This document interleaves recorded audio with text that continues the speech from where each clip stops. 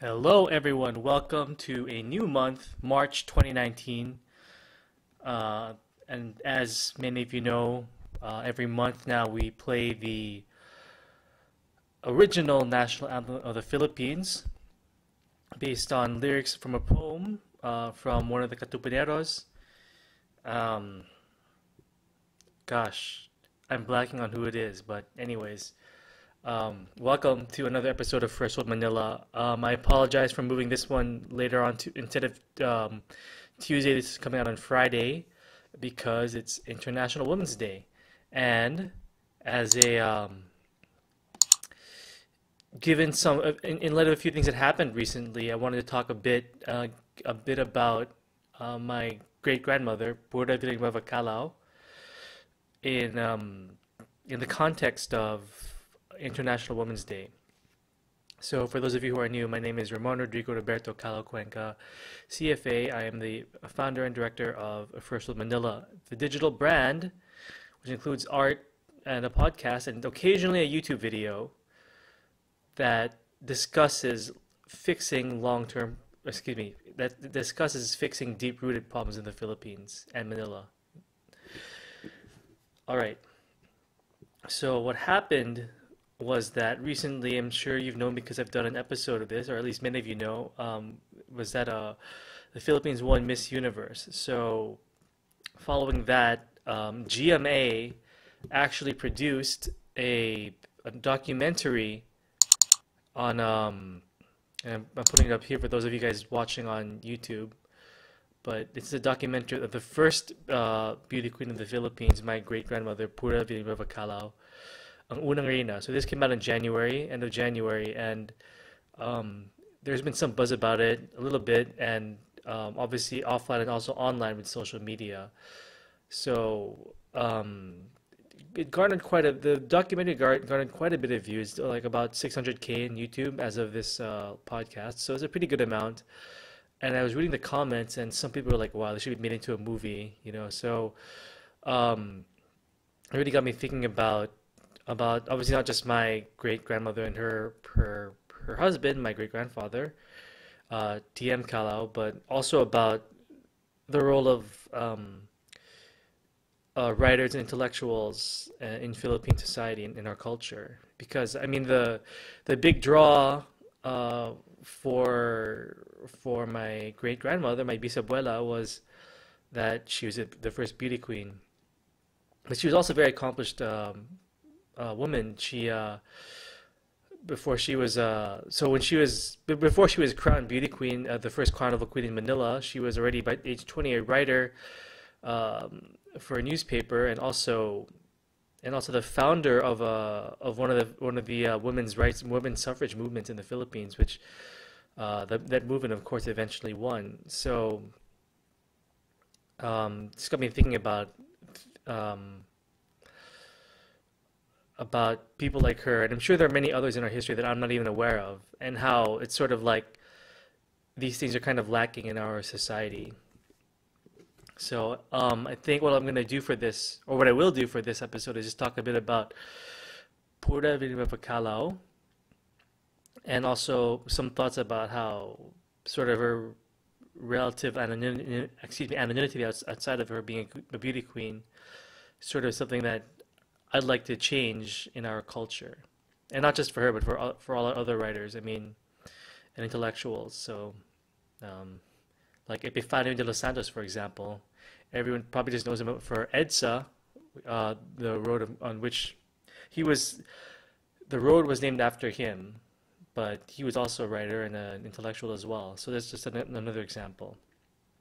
So, anyways, let's get started. Um,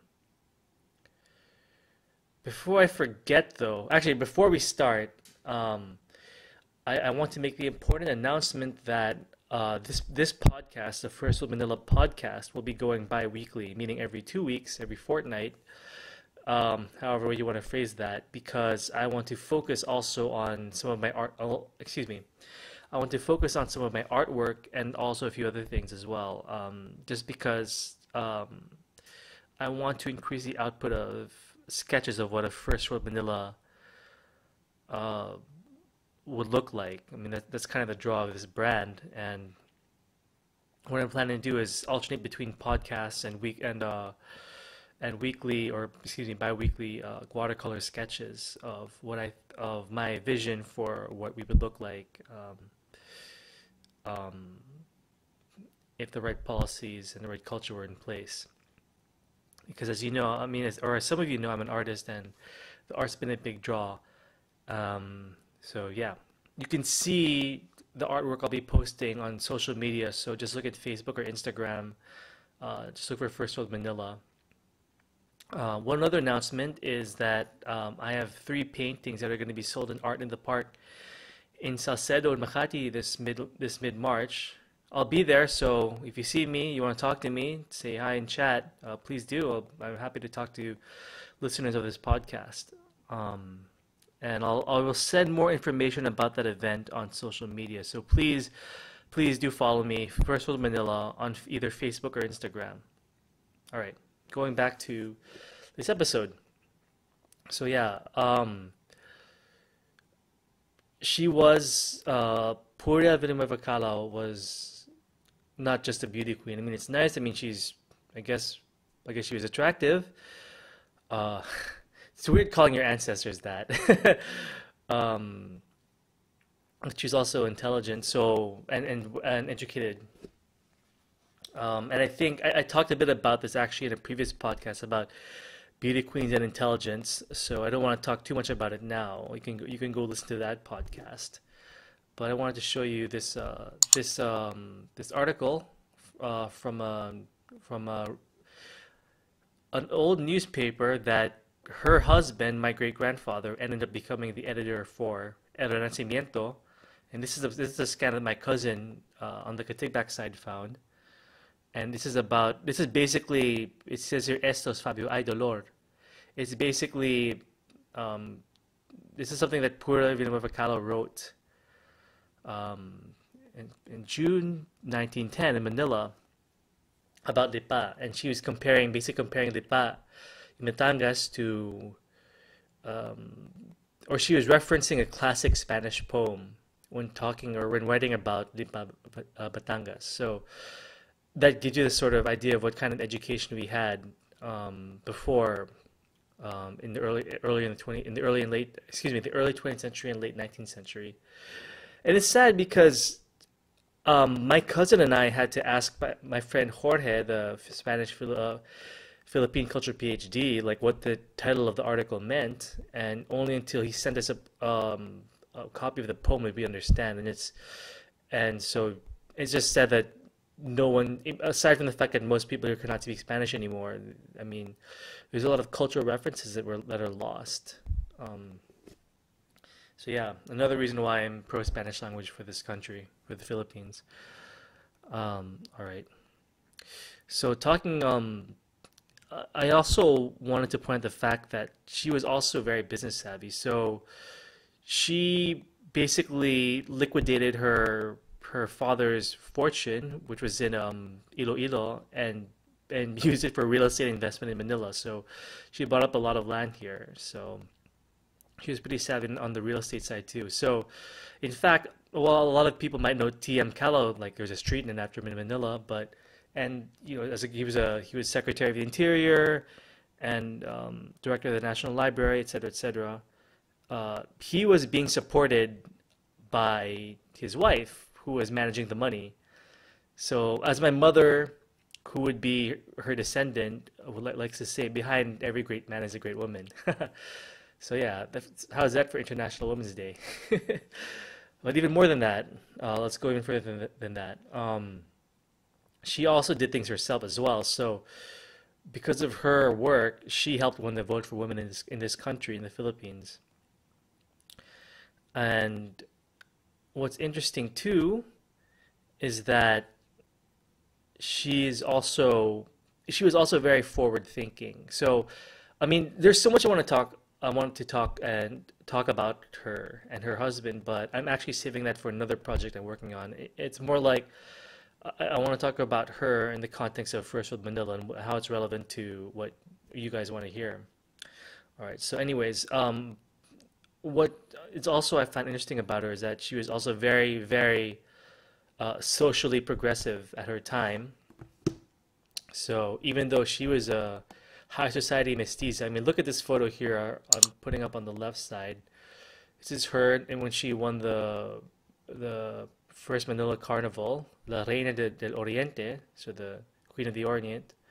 She's surrounded by other her sort of I guess people escorting her or her what's that woman? What's a female name for entourage? I don't know, but anyways, by other Filipino women, and she just kind of sticks out because she's tall and she's white. She was half Spanish, half Chinese mestizo, so she was high society. But she married my great grandfather, Teodoro Manguiat Calao, who was very dark skinned. He almost looked completely Malay, and he's from a sort of the middle to lower middle classes. So not only was this um, not only was she crossing racial lines in a way, she was also crossing class lines. So, and mind you, this was in the 1910s. So this is very ahead of her. She was a woman of very ahead of her time. So she married him because she loved him for his intelligence. T.M. Calo himself was very well educated. He was very erudite. Both of them were Hispanistas, meaning pro-Spanish language people. Um, and both were very patriotic as well to this country. So, and it's hard. I mean, it was hard too what she must have gone through. I mean, I obviously wasn't around when this happened, but I know that they were made fun of for being basically a mixed skin color couple. They're called cafe con leche, coffee with milk, and even her father. So Pura's father, Emilio Villanueva, this guy, he admitted that his son-in-law was intelligent, but he never really accepted him because he was darker skinned. So even before, when he was younger, when Emilio Villanueva, the father of Pura, was younger, he was. I remember reading somewhere. I can't find the book, but I think this is right. But people asked him why he married. He studied in Spain. He was part of that whole like Ilustrado group. Um, he met his wife in Spain. Some people asked him apparently why he married a Spanish woman. He said, "Para mejorar la raza." So, in order to improve the race. That's the kind of thinking he had, and he didn't like Rizal. Rizal didn't like him. Kept saying he was surprised when Rizal became a hero. He was also apparently the type of Filipino that Rizal didn't like spending his money. He also said that Rizal, his skin was so dark. So that's the kind of guy Emilio Villanueva was like. I'm not saying he was a bad person, but he certainly had his prejudices. So it's very interesting that he had two daughters, and one of them, Pura, married basically what he did not want. But so good. So not only was she, aside from being a beauty queen, Pura was intelligent, educated, accomplished, and socially progressive. So um, I guess this is going to be a short podcast. Uh, but what I'm hoping for, so I have a lot of things planned, and hopefully things go my way. I'm planning some things with this brand and also outside of this brand, some business stuff that will hopefully kind of help push our or reform our culture, as I've talked about in previous podcasts. And if you want to know more about that, if you're new to this podcast, please listen to the recent one I did on nation building. Um, but I would like for her to be an inspiration. I would like for Pura Villanueva Calao to be an inspiration for Filipinas and even Españolas to really go for what you want in life and don't just blindly follow. Don't let pakikisama, smart shaming, crab mentality get you down. I think it's a message I'd like to have. And there are probably a lot of other people in history like her that we just don't know about because we're only sort of our heritage is only it's only surface level. Okay, Rizal, but even then, some people just know him as a babaero and not what he did. As I mentioned in my podcast about beauty queens and intelligence, um, most people don't know Rizal, for example, for his other essays besides his books Noli and Fili. A crying shame, really. So, but there are people like that, and again, we should part of part of the cultural reform I'm talking about, aside from rule of law, there has to be a code of conduct, again, shared values and culture, and appreciation for book learning, for reading and intelligence and erudition, and not and not just degrees. I've noticed people because again, we're a very social status oriented society, and it's funny because people care about degrees or the titles, but not the work that goes behind them. I mean, you just have to look around and see like all these cars with license plates like lawyer, things like that, or even some of our politicians claiming to have studied in this or that, prestigious U.S. school, but maybe they've either A, only taken like a summer course there, or B, like they never really went there. So it's like that's something that has to change. There should be a focus on merit and accomplishment, and not just blind social status, which is unfortunately, for me is one problem that plagues our society today. Okay. So in ending, I wanted to read like the first paragraph of this of what my my bisabuela Pura Villanueva Cala wrote here, and I'll read it in Spanish and I'll provide the English translation in lieu of our regular Tagalog Spanish vocab. Okay, so the first again, this is an article about Lipa. Right. Okay. Oops. All right. Here we go. So the first paragraph of Estos Fabio hay dolor para el nacimiento filipino. Coronando el cumbre de un gran promontorio, levántase Lipa de cara al Malaraya, contemplando a un lado a lo lejos el siempre humeante, el siempre majestuoso volcán de Taal. Su fresco clima atrae visitantes que buscan allí la perdida salud. So, in English, crowding the summit of a great promontory, Lipa rises facing the Malaraya, contemplating to one side in the distance the always smoky, always majestic volcano of Taal. Its cool climate attracts visitors looking for lost health there. It sounds like it's in English, but it sounds better in Spanish. So anyways, I will see you in 2 weeks. And again, please follow me on social media, on Facebook or Instagram, First World Manila, to see my artwork, which I'll be doing every other week as well. All right. See you next time. Mag-ingat kayo hasta luego.